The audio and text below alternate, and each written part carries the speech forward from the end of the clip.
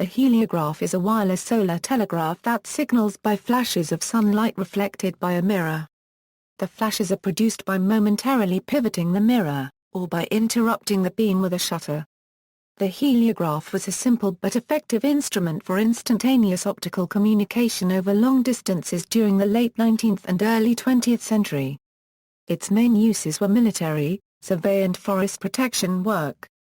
Heliographs were standard issue in the British and Australian armies until the 1960s, and were used by the Pakistani army as late as 1975. Description: there were many heliograph types. Most heliographs were variants of the British Army Manx Mark V version. It used a mirror with a small unsilvered spot in the center. The sender aligned the heliograph to the target by looking at the reflected target in the mirror and moving his head until the target was hidden by the unsilvered spot. Keeping his head still, he then adjusted the aiming rod so its cross wires bisected the target. He then turned up the sighting vane, which covered the cross wires with a diagram of a cross, and aligned the mirror with the tangent and elevation screws so the small shadow that was the reflection of the unsilvered spot hole was on the cross target. This indicated that the sunbeam was pointing at the target. The flashes were produced by a keying mechanism that tilted the mirror up a few degrees at the push of a lever at the back of the instrument. If the sun was in front of the sender, its rays were reflected directly from this mirror to the receiving station. If the sun was behind the sender, the sighting rod was replaced by a second mirror, to capture the sunlight from the main mirror and reflect it to the receiving station. The U.S. Signal Corps heliograph mirror did not tilt. This type produced flashes by a shutter mounted on a second tripod. The heliograph had some great advantages. It allowed long-distance communication without a fixed infrastructure, though it could also be linked to make a fixed network extending for hundreds of miles, as in the fort-to-fort network used for the Geronimo campaign.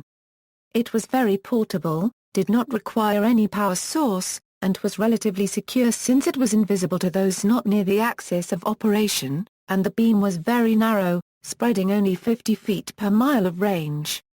However, anyone in the beam with the correct knowledge could intercept signals without being detected. In the Boer War, where both sides used heliographs, tubes were sometimes used to decrease the dispersion of the beam. Conversely, the narrow beam made it very difficult to stay aligned with a moving target, as when communicating from shore to a moving ship, and the British issued a dispersing lens to broaden the heliograph beam from its natural diameter of 0.5 degrees to 15 degrees for that purpose. The distance that heliograph signals could be seen depended on the clarity of the sky and the size of the mirrors used. A clear line of sight was required, and since the Earth's surface is curved, the highest convenient points were used. Under ordinary conditions, a flash could be seen 30 miles with the naked eye, and much farther with a telescope. The maximum range was considered to be 10 miles for each inch of mirror diameter. Mirrors ranged from 1.5 inches to 12 inches or more. The record distance was established by a detachment of U.S. signal sergeants by the interoperation of stations on Mount Ellen, Utah, and Mount Uncompahgre, Colorado, 183 miles apart on September 17, 1894, with Signal Corps heliographs carrying mirrors only 8 inches square. History. The German professor Carl Friedrich Gauss of the University of Gar-Paragraph-Tingen developed and used a predecessor of the heliograph in 1821. His device directed a controlled beam of sunlight to a distant station to be used as a marker for geodetic survey work, and was suggested as a means of telegraphic communications. This is the first reliably documented heliographic device, despite much speculation about possible ancient incidents of sunflash signaling, and the documented existence of other forms of ancient optical telegraphy. For example, one author in 1919 chose to hazard the theory that the mainland signals Roman Emperor Tiberius watched for from Capri were mirror flashes, but admitted there are no references in ancient writings to the use of signaling by mirrors, and that the documented means of ancient long-range visual telecommunications was by beacon fires and beacon smoke, not mirrors. Similarly, the story that a shield was used as a heliograph at the Battle of Marathon is a modern myth, originating in the 1800s. Herodotus never mentioned any flash. What Herodotus did right was that someone was accused of having arranged to hold up a shield as a signal. Suspicion grew in the 1900s that the flash theory was implausible. The conclusion after testing the theory was nobody flashed a shield at the Battle of Marathon. In a letter dated June 3, 1778, John Norris, High Sheriff of Buckinghamshire, England, notes, "Did this day heliograph intelligence from Drive, Benjamin Franklin in Paris to Wickham." However, there is little evidence that heliograph here is other than a misspelling of holograph. The term heliograph for solar telegraphy did not enter the English language until the 1870s, even the word telegraphy was not coined until the 1790s. Sir Henry Christopher Mance, of the British Army Signal Corps, developed the first widely accepted heliograph about 1869 while stationed at Karachi, in the Bombay Presidency in British India. Mance was familiar with heliotropes by their use for the Great India Survey. The Mance heliograph was operated easily by one man, and since it weighed about 7 pounds, the operator could readily carry the device and its tripod. The British Army tested the heliograph in India at a range of 35 miles with favourable results. During the Jawaki Afridi expedition sent by the British Indian government in 1877, the heliograph was first tested in war. The simple and effective instrument that Mance invented was to be an important part of military communications for more than 60 years. The usefulness of heliographs was limited to daytimes with strong sunlight, but they were the most powerful type of visual signaling device known. In pre-radio times, heliography was often the only means of communication that could span ranges of as much as 100 miles with a lightweight portable instrument. In the United States military, by January 1880, Colonel Nelson A. Miles had established a line of heliographs connecting Fort Keogh and Fort Custer, Montana, a distance of 140 miles. In 1890, Major W. J. Volkmar of the U.S. Army, demonstrated in Arizona and New Mexico the possibility of performing communication by heliograph over a heliograph network aggregating 2,000 miles in length. The network of communication begun by General Miles in 1886, and continued by Lieutenant W. A. Glassford, was perfected in 1889 at ranges of 85, 88, 95 and 125 miles over a rugged and broken country, which was the stronghold of the Apache and other hostile Indian tribes. By 1887, heliographs in use included not only the British Mance and Begbie heliographs, but also the American Grugan, Garner and Purcell heliographs. The Grugan and Purcell heliographs used shutters, and the others used movable mirrors operated by a finger key. The Mance, Grogham and Purcell heliographs used 2 tripods, and the others one. The signals could either be momentary flashes, or momentary obscurations. In 1888, the U.S. Signal Service reviewed all of these devices, as well as the Finley heliotelegraph, and finding none completely suitable, developed the U.S. Signal Service heliograph, a 2-tripod, shuttle-based machine of 13 7/8 lb total weight, and ordered 100 for a total cost of $4,205. In 1893, the number of heliographs manufactured for the U.S. Signal Service was 133. The heyday of the heliograph was probably the Second Boer War in South Africa, where it was much used by both the British and the Boers. The terrain and climate, as well as the nature of the campaign, made heliography a logical choice. For night communications, the British used some large Aldous lamps, brought inland on railroad cars, and equipped with leaf-type shutters for keying a beam of light into dots and dashes. During the early stages of the war, the British garrisons were besieged in Kimberley, Ladysmith, and Mafeking. With land telegraph lines cut, the only contact with the outside world was via light beam communication, helio by day, and Aldous lamps at night.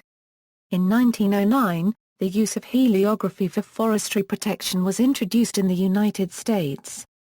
By 1920 such use was widespread in the US and beginning in Canada, and the heliograph was regarded as next to the telephone, the most useful communication device that is at present available for forest protection services.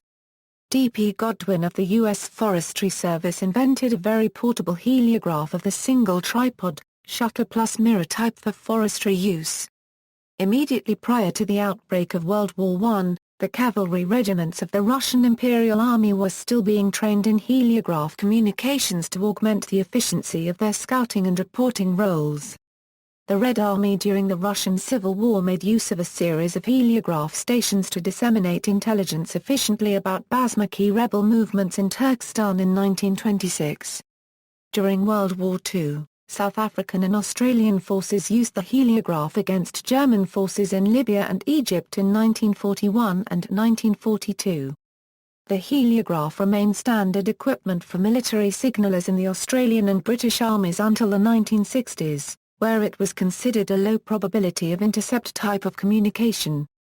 The Canadian Army was the last major army to have the heliograph as an issue item. By the time the mirror instruments were retired, they were seldom used for signalling. However, as recently as the 1980s, heliographs were used by Afghan forces during the Soviet invasion of Afghanistan. Signal mirrors are still included in survival kits for emergency signaling to search and rescue aircraft. Heliographs in fiction. Rudyard Kipling's humorous poem A Code of Morals describes a fictional interception of a heliograph signal in 19th-century India. In the book The War of the Worlds by H. G. Wells, heliographs are used to convey information about the invading Martians. The short story The Attack on the Mountain by Glendon Swarthout, in the Saturday Evening Post, July 4, 1959, described the use of the heliograph in the American West. The 2004 Western novel The Sergeant's Lady by Miles Hood Swarthout is set against the background of the heliograph network used in the U.S. Army campaign against the Apache Indians. In the 2010 science fiction novel Terminal World by Alistair Reynolds, the faction of people known as Swarm use heliographs as communication between airships. In Robert Penn Warren's All the King's Men, a heliograph serves as an important image and appears earlier on the second page of the novel. In Agatha Christie's 1947 novel The Labours of Hercules from the short story The Erymanthian Boar detective Hercule Poirot uses a heliograph to communicate from the top of Rocher's Neiges where he is trapped to the police at the mountain's base. In Larry Niven's Ringworld series, revealed in The Ringworld Throne, the ghoul species use heliographs for their vast communication network across the Ringworld. Also, in Larry Niven's book The Smoke Ring, the Admiralty Navy uses heliographs to communicate with its rocket ships.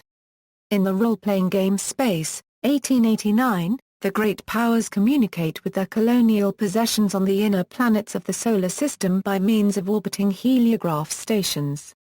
In the Adventures of Tintin comic The Red Sea Sharks, the U.S. Navy communicates by heliograph to antagonist Rastapopolos. In the television series Lost, Benjamin Linus signals his people using a heliograph in the episode There's No Place Like Home. In the Agatha Christie novel And Then There Were None Lombard suggests creating a heliograph to contact the mainland. The books Matter and Fearsome Engine by Ian M. Banks both feature several instances of heliographic communication. The Realm, the central empire in the world of the role-playing game Exalted, possesses an elaborate heliograph network. See also, heliotrope, semaphore line, signal lamp, telegraph hill, heliography, an early photographic process invented by Joseph Nika. Copyright 4 Nia. Copyright PCE around 1822. References. Great Days of the Heliograph by Lewis Coe. External links. Heliography, communicating with mirrors. Photographs of British, American and Portuguese heliographs. The heliograph. A description of the British Manse, Begbie and French Le Souris heliographs with illustrations. Heliographo detailed colour photographs of a World War II British Manse heliograph. Heliograph at the National Library of Australia, Trove. 100-plus historical heliograph photographs at the Australian War Memorial and elsewhere, Royal Signals Data Sheet No. 2. The Heliograph, Chapter 4 The Heliograph, Manse Mark V Heliograph detailed photos of a British Mark V heliograph and kit, links to patents. Clicking on visible photos reveals high-resolution photos. The Heliograph in the Apache Wars, signals communication in the South African War 1899–1902.